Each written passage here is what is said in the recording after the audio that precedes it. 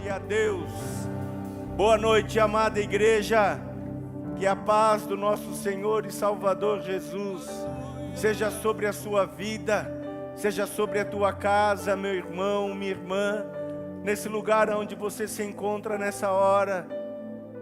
Que você seja tocado por esta presença.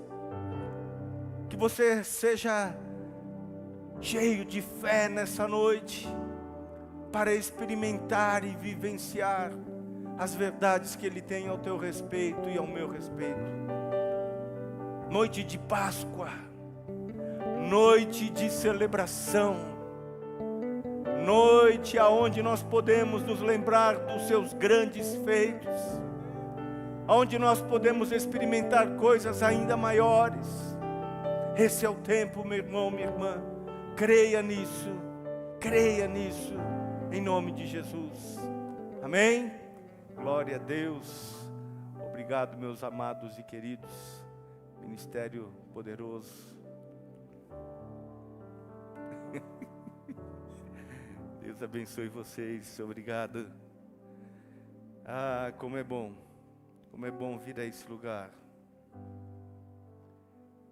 Quando nós falamos esse lugar, é esse ambiente preparado para que Ele nos visite. Estamos hoje tendo um culto ao vivo. Você pode olhar no seu relógio aí agora. São exatamente 18 horas e 45 minutos em Brasília. E nós estamos transmitindo esse culto até você, para que aí onde você esteja, você possa cultuar ao Senhor nosso Deus. Algumas pessoas estavam perguntando, mandando mensagem, porque saiu uma divulgação aí do ministro que, à frente da bancada evangélica, conseguiu uma liberação para que igrejas católicas, evangélicas, pudessem abrir para celebrar o culto com capacidade reduzida para 25%, cobrindo assim algumas ordens que haviam sido dadas anteriormente. Mas nós entendemos que nesse final de semana trabalharíamos online, e durante essa semana, acompanhando toda essa movimentação do que está acontecendo, nós estaremos decidindo. É um momento extremamente difícil, quando nós olhamos de uma forma específica para a nação brasileira, para o estado de São Paulo principalmente, e a cidade de São Paulo. Realmente é um momento de nos cuidarmos bastante. Mas isso não quer dizer que nós não estaremos cultuando e celebrando. Eu estava conversando com alguns irmãos esse dia, falando a respeito. Imagina só, hoje nós temos todo esse acesso. Você está aí na sua casa, onde você se encontra, podendo assistir pelo teu celular, pelo teu computador, pela tua Smart TV. Mas isso há 20 anos atrás, isso não era possível. Então, se algo como isso estivesse acontecendo, imagina, nesse período, sem reuniões, sem cultos, sem poder transmitir. Mas Deus nos presenteou com a tecnologia para vivermos esses benefícios. E nessa noite, uma noite de Páscoa, nós podemos então cultuar e chegar aí na sua casa. Receba o nosso abraço carinhoso, receba um beijo no teu coração, dessa igreja que ama você e que ama a sua casa. Amém? Eu gostaria de ler um texto que se encontra em Êxodo, capítulo 12, do versículo 26 e 27. Êxodo, capítulo 12, versículo 26, 27. Diz assim a palavra do Senhor: quando vossos filhos vos perguntarem que rito é este, respondereis: é o sacrifício da Páscoa ao Senhor, que passou por cima das casas dos filhos de Israel no Egito, quando feriu os egípcios e livrou as nossas casas. Então o povo se inclinou e o adorou. Amado, esse texto está falando exatamente a respeito de quando a Páscoa foi estabelecida. Nós ouvimos tantas coisas a respeito de Páscoa. Tanto tempo a gente vê aquelas historinhas de coelhinho para cá, coelhinho para lá, e nós sabemos que isso não tem nada a ver com a verdadeira Páscoa. Aqueles que são criados e ensinados dentro das Escrituras sabem muito bem disso. Nossas crianças pequeninas, ainda na escola bíblica infantil, recebem todo este entendimento. Mas muitas pessoas crescem sem essa oportunidade e na fase adulta vêm se deparar com um encontro com Jesus vivo e ainda não foram ensinadas. E aí ficam com algumas dúvidas a esse respeito, e por isso existem discipulados, escola bíblica, cursos, e hoje então está muito mais fácil. E a própria palavra, ela nos dá esse entendimento. Interessante que você vai ver lá em Gênesis capítulo 12, quando Deus vem para Abraão e fala: sai da tua terra, da tua parentela e vai para o lugar aonde eu vou te mostrar. E Abraão, todos sabem, você sabe, é o pai da fé. Foi aquele primeiro crente, diz a palavra, que Abraão ouviu e creu. E ali em cima da sua descendência, ele não tinha filhos, você sabe disso, ele com idade avançada, mas nesse encontro Deus falou que ia dar uma descendência para ele.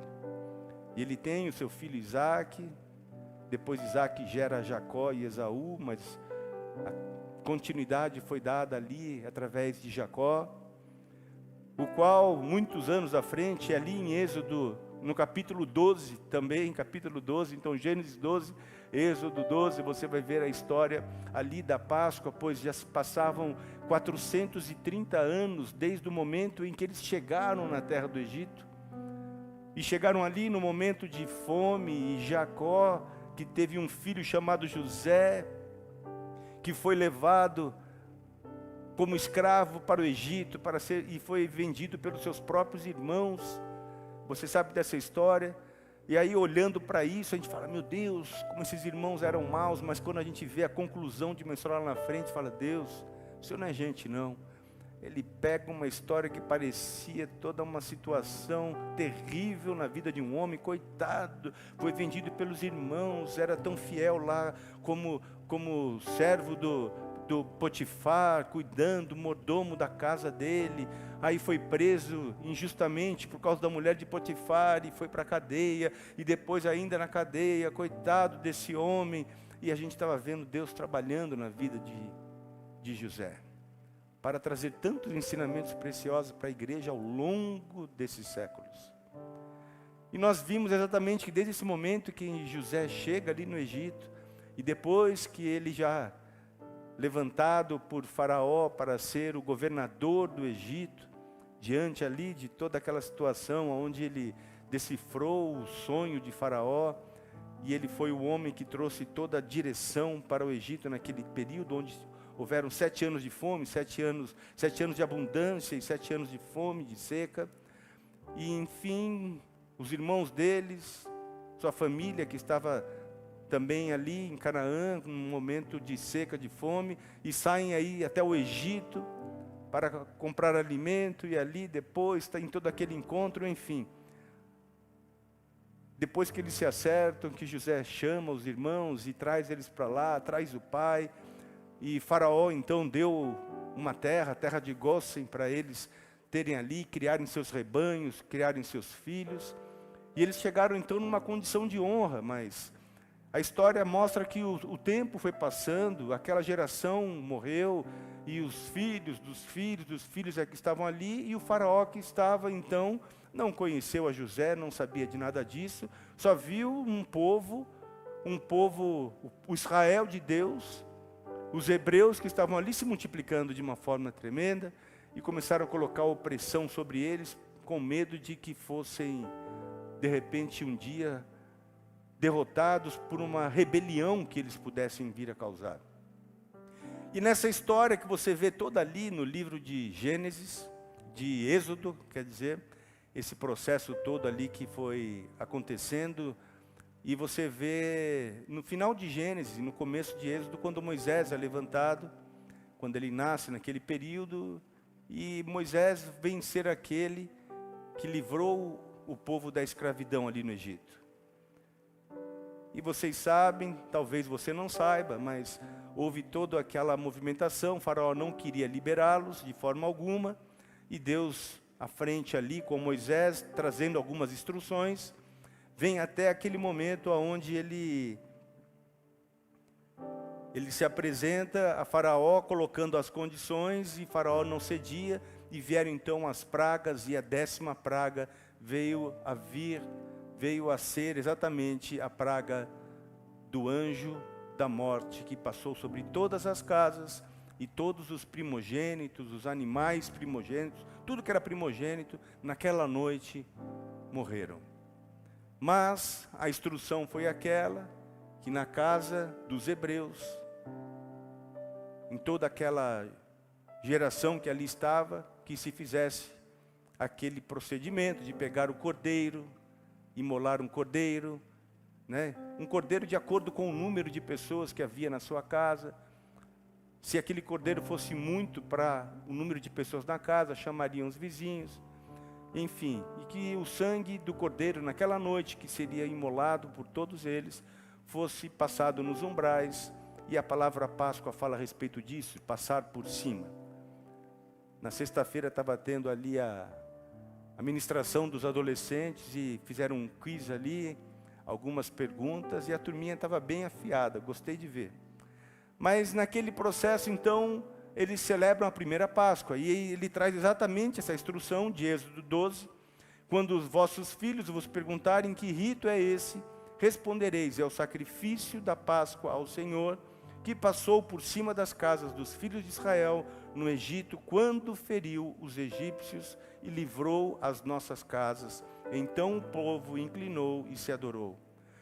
Isso está falando exatamente do momento mais poderoso na vida de um cristão. Essa foi a primeira Páscoa, você sabe disso. E a Páscoa que nós tanto conhecemos, que é aquela onde Jesus foi crucificado, onde derramou o seu sangue, ele como Cordeiro Santo e Imaculado, passa por aquela cruz, morre aquela morte de cruz no meu e no seu lugar, e ao terceiro dia ressuscitou, e hoje nós celebramos exatamente a ressurreição de Cristo. E vemos que esse é o momento mais poderoso na vida de um cristão, onde vemos a morte vencida, a ressurreição vivida, e a redenção acessada. São 3 coisas tremendas, porque a morte não venceu Jesus, ela foi vencida por Jesus. A ressurreição foi vivida por Ele. O Pai o ressuscitou. E a redenção, a minha e a sua redenção, foi acessada através da morte de Jesus, do derramamento do seu sangue, e aonde Ele falou, ei, vocês também têm acesso a essa vida que eu tenho. E eu fico muito inflamado quando eu olho para tudo isso. Mas vemos que nesse tempo, onde as coisas desse mundo, elas, e são muitas, elas tentam de todas as formas tirar o nosso foco da razão pelo qual eu e você existimos. Tantas mentiras e declarações que dizem que você é o mais importante, e você ser feliz é o que mais importa. De como vai ser, não, o importante é você ser feliz.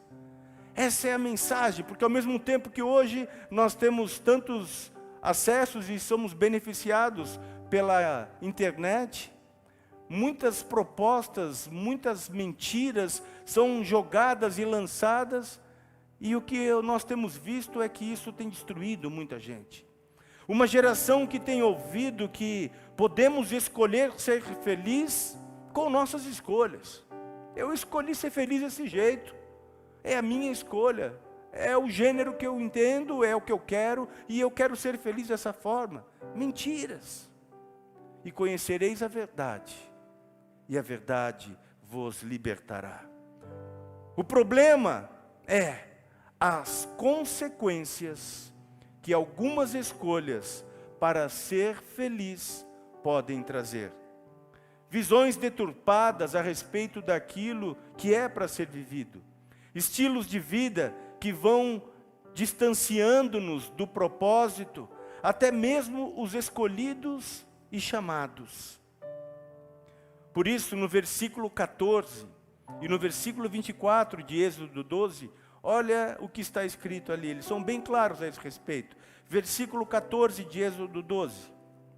Este dia vos será por memorial, e o celebrareis como solenidade ao Senhor.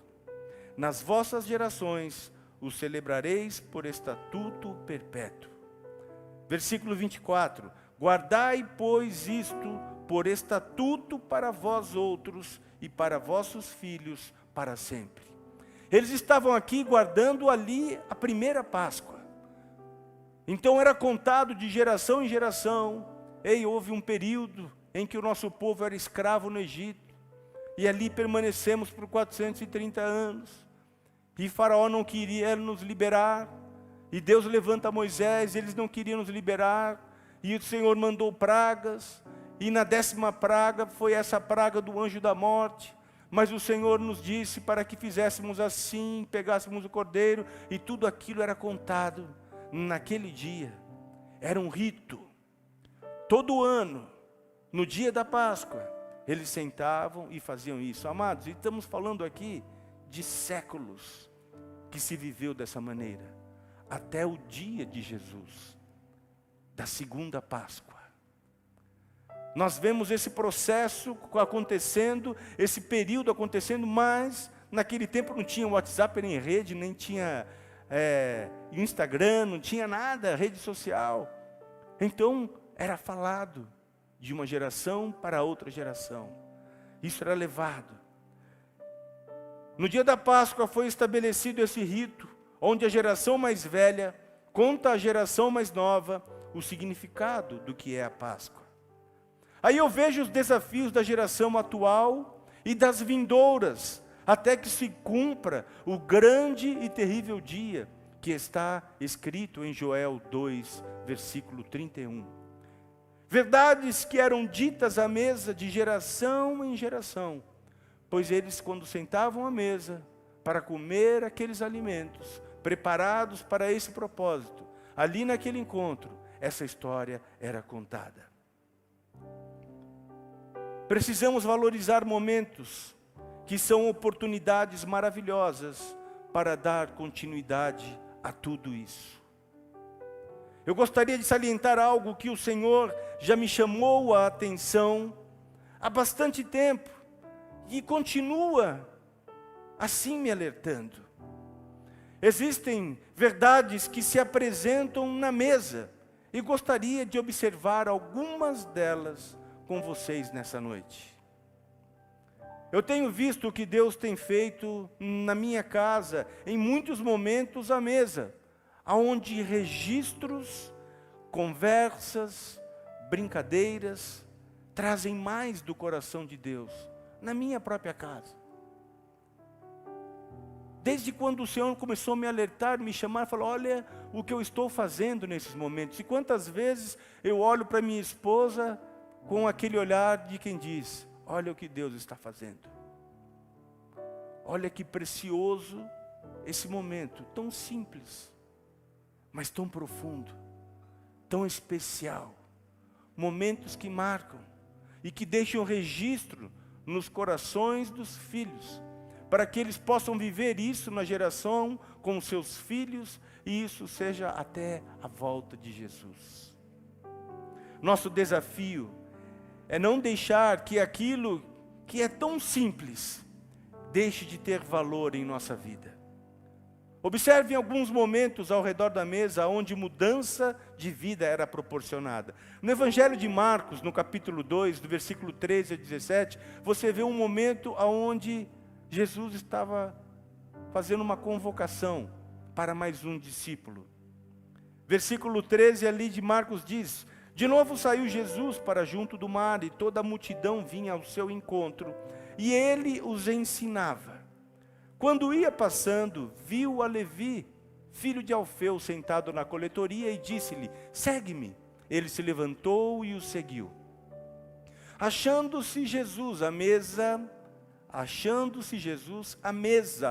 na casa de Levi, estavam juntamente com ele e com seus discípulos muitos publicanos e pecadores, porque estes eram em grande número e também o seguiam. Os escribas dos fariseus, vendo-o comer em companhia dos pecadores e publicanos, perguntavam aos discípulos dele: por que come e bebe ele com os publicanos e pecadores? Tendo Jesus ouvido isto, respondeu-lhes: os sãos não precisam de médico, e sim os doentes. Não vim para chamar justos, e sim pecadores. Você vê exatamente esse texto do momento em que Jesus entra ali. E ali ele senta com Levi, com os publicanos, e amado, se tinha um povo que eles odiavam, eram os publicanos, porque eram os cobradores de impostos, eram aqueles que enfiavam a mão no bolso pesada, e a grande maioria eram corruptos. E os fariseus e os escribas ficaram: poxa, Jesus está sentando na mesa com esses pecadores, com esses publicanos, com esses cobradores de impostos. Mas o que eles não sabiam é o que estava acontecendo naquela mesa. Naquele lugar, naquele ambiente, estavam acontecendo coisas tremendas. Levi fora chamado, fora convocado, e ele segue Jesus. E o seu nome de Levi é mudado para Mateus, que quer dizer presente de Deus. O primeiro evangelho no Novo Testamento é o evangelho de Mateus, fruto de um momento à mesa. O tema dessa palavra de hoje é verdades da mesa. Verdades da mesa. Como algo tão simples como estar à mesa com alguém pode ter tanta importância. Jesus vai à casa de Levi, senta-se com ele, e de ali sai um discípulo, um homem que tem a sua vida transformada por causa de um encontro à mesa. Em Lucas 19, não precisa abrir a sua Bíblia, mas fala também de Zaqueu, de um outro homem, esse cobrador de imposto, publicano e dos maiorais, que tinha muitos recursos. Ele ficou sabendo que Jesus ia passar, e quando Jesus estava passando, aquela multidão ao redor de Jesus, e ele era de baixa estatura, subiu num sicômoro para ver Jesus passando, e quando ele vê Jesus passando, Jesus debaixo dele fala: desce daí que convém eu ir na sua casa. Mas uma vez ele vai na casa dos pecadores, de um publicano, e naquele lugar, aquele homem, naquela mesa com Jesus, ele se converte dos seus maus caminhos, e fala: se eu defraudei alguém, se eu roubei alguém, eu dou 4 vezes mais, mas eu quero o Senhor, eu quero ser salvo, eu quero ter a minha vida mudada e transformada.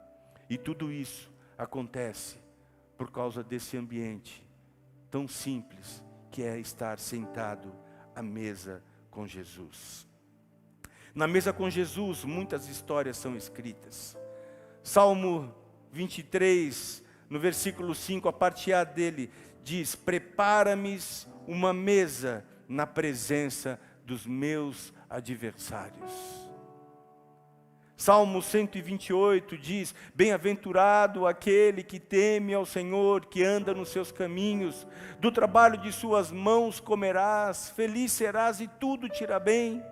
Tua esposa no interior da sua casa será como videira frutífera, teus filhos como rebento da oliveira, a roda da tua mesa. Eis como será abençoado o homem que teme ao Senhor. O Senhor te abençoe desde Sião, para que vejas a prosperidade de Jerusalém durante os dias de tua vida. Vejas os filhos de teus filhos, paz sobre Israel. 2 textos tão preciosos, Salmo 23 e Salmos 128 e Salmos 23. 2 textos fortes, mas que falam de mesa. Por isso a importância de darmos valor a esse lugar. Muitas vezes, entre irmãos, com amigos, com a família, com os cobradores de impostos, com os pecadores, deixa Deus te usar na mesa. Deixa Deus te usar na mesa. Existem experiências para que você viva E o Senhor está te dando oportunidade, e muitas vezes a gente não pega. Pastor, quer dizer que toda vez que eu sentar à mesa, então eu vou ter... Não, quantas vezes a gente já sentou na mesa ao longo da nossa vida? Só que exatamente a rotina de algo tão comum, sentar na mesa para se alimentar, acaba sendo uma coisa tão rotineira que nós acabamos deixando de dar valor. E quando você vê e olha que a Páscoa começou aonde? Na mesa. E a nossa história, sabe onde é que vai acabar? Na mesa, no banquete, no casamento do Cordeiro, com a noiva que é a igreja. Aleluia! Você está entendendo isso? Tudo fala de mesa. Tudo fala de um comportamento. Tudo fala de mudanças que acontecem quando nós sentamos naquele lugar e ali nós olhamos e vemos o que acontece quando estamos ali. Eu tenho vivido experiências extraordinárias, eu tenho buscado essa rotina na minha vida. Existe um lugar onde às manhãs eu me sento e eu oro ao Senhor e preparo ali aquele cafezinho gostoso e eu me abro, me rasgo com Ele, e ali Ele tem trabalhado e tem falado tanto ao meu coração. Momentos onde nós podemos nos reunir, onde a esposa, como diz o Salmo 128, será como videira frutífera, que prepara uma mesa para receber os filhos, as noras, o neto. Sabe, são fases da vida. Ah, pastor, eu estou sozinho. Amém, mesmo sozinho é tão bom. Eu estou experimentando, mas você vai comer com irmãos, você vai comer com amigos. Nós como igreja valorizamos, tudo bem, estamos nesse período de pandemia, onde os grupos não estão sendo na casa, mas qual que é a nossa regra nas casas? Como é que os grupos acontecem? Os grupos são Atos 2:42, perseveravam na doutrina dos apóstolos, na comunhão, no partir do pão e nas orações. Isso são os grupos de vida. Perseverar na doutrina dos apóstolos, as lições, a palavra de Deus ali para ser aprofundada, para ser estudada. Momento onde nós temos comunhão, onde oramos uns pelos outros e partimos o pão. Quantas reuniões ao longo da nossa vida preciosas vivemos. Na casa dos nossos pastores anciãos, que hoje são octogenários, mas que vivemos isso com eles há mais de 20 anos. Momentos preciosos de estudar a palavra, de orarmos uns pelos outros e de termos a comunhão na mesa. Momentos de cura, momentos de compaixão, momentos de nos alegrarmos. Tudo isso na mesa. Deixa Ele te usar. São situações, são circunstâncias que podem marcar, transformar, edificar vidas. A mesa sempre foi um lugar especial na vida diária de Jesus. Por isso ela, a mesa precisa ser um lugar especial. A mesa precisa ser um lugar especial para a nossa edificação e de nossa casa, para a nossa família. Mateus 26, versículo 26 ao 28, nós vemos um momento lindo, aonde Jesus está celebrando a última Páscoa com os seus discípulos. No versículo 26 do capítulo 26, enquanto comiam, tomou Jesus um pão e abençoando-o partiu e deu aos seus discípulos, dizendo: tomai, comei, isto é o meu corpo. A seguir tomou um cálice e tendo dado graças, o deu aos discípulos, dizendo: bebei dele todos, porque isto é o meu sangue, o sangue da nova aliança, derramado em favor de muitos, para a remissão dos pecados. Jesus estava fazendo isso aonde? Na mesa.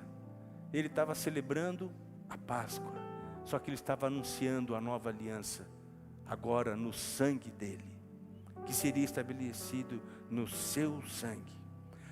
Na mesa, Jesus declara que uma nova aliança estava sendo estabelecida. Não é apenas comer à mesa que faz a diferença, mas entender que comer à mesa com a sua presença, da sua graça, isso é o que importa. Porque se ele não está na mesa, você pode estar sentado diante de uma mesa com todas as iguarias. Isso não vai fazer diferença nenhuma. Nós vemos isso ali na vida daqueles jovens, Daniel, Ananias, Misael e Azarias, Sadraque, Mesaque e Abednego. Lembra? Eles foram levados cativos para a Babilônia, e ali o rei fala: coma das minhas iguarias para ver se eles vão ficar tão sábios como nós. Daniel tem aquela direção de Deus e fala: não, nós não vamos comer dos manjares do rei, nós comeremos legumes e água. E eles foram encontrados depois daquele período que foi estabelecido, mais fortes, mais sábios, mais doutos do que qualquer um deles. Porque eles não se contaminaram. A mesa deles era com o Senhor. E é essa diferença que pode ser vivida e experimentada por mim e você. Quando Jesus, depois de ressurreto, ele encontra 2 dos seus discípulos no caminho de Emaús, lembra? Eles não o reconheceram e falavam para ele a respeito de tudo que está acontecendo. Jesus andando ali, vocês não sabem, onde você estava? Você não viu as notícias? Você não viu os posts no Instagram? Vocês não viu nas últimas notícias do dia? Jesus, o Messias, aquele que nós esperávamos que seria aquele que reinasse sobre nós, ele morreu, acabou. Eles não reconheceram a Jesus. E Jesus notou uma dura deles. Só que, quando estava acabando, anoitecendo o dia, eles foram entrar numa casa, e aí eles convidaram: entra aqui para comer com a gente. No Evangelho de Lucas, capítulo 24, versículo 30 e 31, fala do que aconteceu quando eles estavam à mesa. E aconteceu que quando estavam à mesa, tomando ele o pão, o abençoou e tendo partido lhes deu. Então se lhes abriram os olhos e o reconheceram, mas ele desapareceu da presença deles. E disseram um ao outro: porventura não nos ardia o coração quando ele pelo caminho nos falava, quando nos expunha as Escrituras? Eles estavam ouvindo as Escrituras, aquilo que ele estava falando, mas eles não notaram que era Jesus. Quando que eles notaram? Quando eles estavam na mesa e ele tomou o pão e o abençoou. Se você está desviado e não consegue ver Jesus na sua vida, chegou a hora de mudar isso. Na mesa, eles o reconheceram. Reconheça Jesus na mesa, nesse momento, nessa noite, quando você sentar para comer um pão, um lanche, uma pizza, e olhe para aquele alimento e reconheça Jesus na sua vida, na sua casa. A mesa é lugar de encontro. A mesa é lugar de transformação. A mesa é lugar de aprendizado. A mesa é lugar de cura. Valorize o teu lugar na mesa. Não se distraia. Não perca o foco. Por favor. Tem muita coisa tirando o foco nosso. E nesses momentos mais simples, mas que trazem uma comunhão tão profunda com Ele, muitos têm caído, porque nós vamos caindo nas coisas simples. Daqui a pouco você está negando a Jesus. Nós temos visto um evangelho barato sendo vendido por aí, estão distorcendo a graça de Jesus, e Ele quer se sentar à mesa com você todos os dias. Ele mostra a importância que Ele dá à mesa, quando Ele fala: ei, estou estabelecendo a Páscoa. Aonde eu estou estabelecendo a Páscoa? Na mesa. Ei, eu estou estabelecendo a Páscoa com o sangue do Cordeiro, a redenção, a vitória sobre a morte em Jesus. Aonde Ele está fazendo isso? Na mesa. E a distração tem levado muitos, queridos, com tristeza que eu falo isso, muitos ao inferno. Mas pastor, eu vi esse homem na igreja sendo usado. Pois é. Você não viu como foi triste os últimos dias dele? Por causa de distração. Estamos finalizando. Em Êxodo 12, vemos a mesa do livramento, a Páscoa. Em Mateus 26, vemos a mesa da aliança, da nova aliança no sangue de Jesus. E Apocalipse 19, versículo 9, nós vemos a mesa da vitória. Então me falou o anjo: escreve, bem-aventurados aqueles que são chamados à ceia das bodas do Cordeiro. E acrescentou: são estas as verdadeiras palavras de Deus. Bem-aventurados aqueles que são chamados à ceia das bodas do Cordeiro. Aonde a ceia é celebrada? Na mesa. Isso está falando do dia em que a igreja vai subir, do dia em que nós chegaremos e Ele tem uma mesa preparada, e essa mesa está preparada e nós cearemos com Ele. Existe uma mesa onde há um encontro marcado da noiva com o noivo, da igreja com o Cordeiro Santo. Mateus 26, 29 diz: e digo-vos que desta hora em diante não beberei deste fruto da videira, até aquele dia em que hei de beber novo convosco no reino do meu Pai. Jesus está ali fazendo a última Páscoa dele com os discípulos.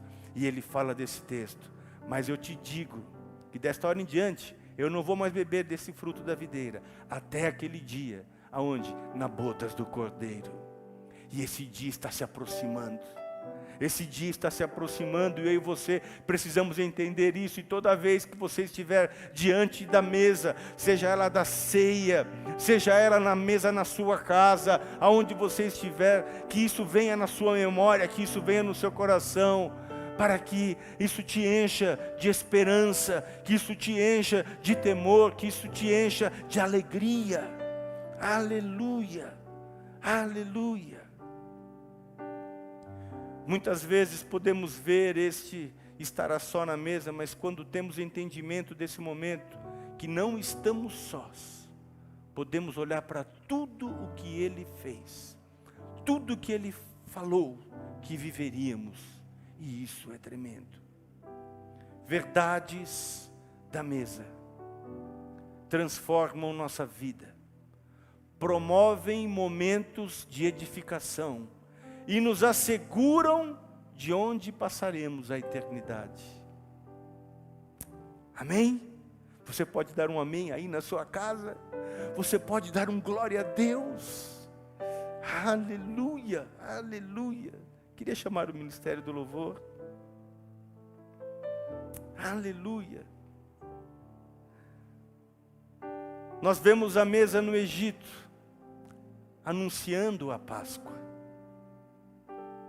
Vemos Jesus na mesa, ceando com os discípulos, celebrando a Páscoa, estabelecendo a nova aliança. E vemos o convite da ceia das bodas do Cordeiro. Amados, que toda vez que a Páscoa for celebrada, isso seja relembrado por nós. Hoje participaremos da ceia do Senhor. E eu quero que você aí na sua casa prepare. Você tem suco de uva, pegue aí, prepara um copo para você, para a esposa, para os filhos, pega o pão. Puxa, pastor, eu estou sem suco de uva, não tem que suco. Se não tiver que suco, pega a água. Mas vamos participar da ceia do Senhor juntos. Existe um convite para nós, porque fomos convidados e tomamos uma decisão. Jesus Cristo é meu Senhor e Salvador.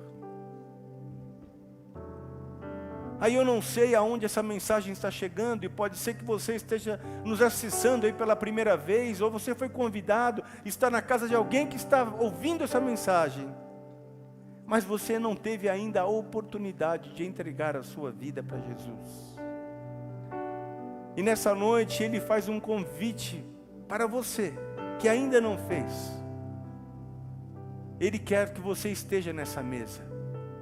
Existe um lugar nessa mesa para você, mas para que você venha estar nessa mesa, aonde celebramos a Jesus em vida e o celebraremos um dia, toda a eternidade, e haverá o casamento, a bodas do Cordeiro. Se você quer fazer parte, eu quero convidá-lo nessa noite a receber Jesus como teu Senhor e Salvador. E se você deseja fazer isso, ou mesmo de repente você se perdeu no caminho e está querendo voltar para Ele, eu quero convidá-lo a fazer uma oração comigo. Diga assim: Senhor Jesus, eu creio que Tu és o Filho de Deus e vieste a este mundo em carne para me salvar, e que estás vivo à direita do Pai. Por isso nessa hora eu me arrependo dos meus pecados, renuncio a Satanás e seus demônios, e me declaro livre e liberto para andar na Tua presença. Pai querido, nessa noite, eu Te agradeço pela oportunidade que a mim é dada. Por isso, ao receber Jesus, escreve meu nome no livro da vida. Lembra-se de mim. E eu Te agradeço por Te chamar de Pai e o Senhor poder me chamar de Filho. Obrigado pela salvação da minha alma. Amém. Aleluia.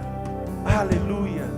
Ei, você que fez essa oração pela primeira vez hoje, saiba que você foi convidado para um banquete celestial. Amado, esse dia eu tive uma oportunidade especial. Uma pessoa que eu conheço, seu pai teve Covid aos 85 anos e ficou muitos dias internado, e ele foi curado, saiu do hospital e está na casa desse filho, porque ele não está conseguindo andar. Então esse filho está cuidando dele, está dando um trabalhão, mas temos orado, temos ido ali. O Senhor vai fazer a obra. E eu fui até ali para ter um tempo com ele, para conversar com ele.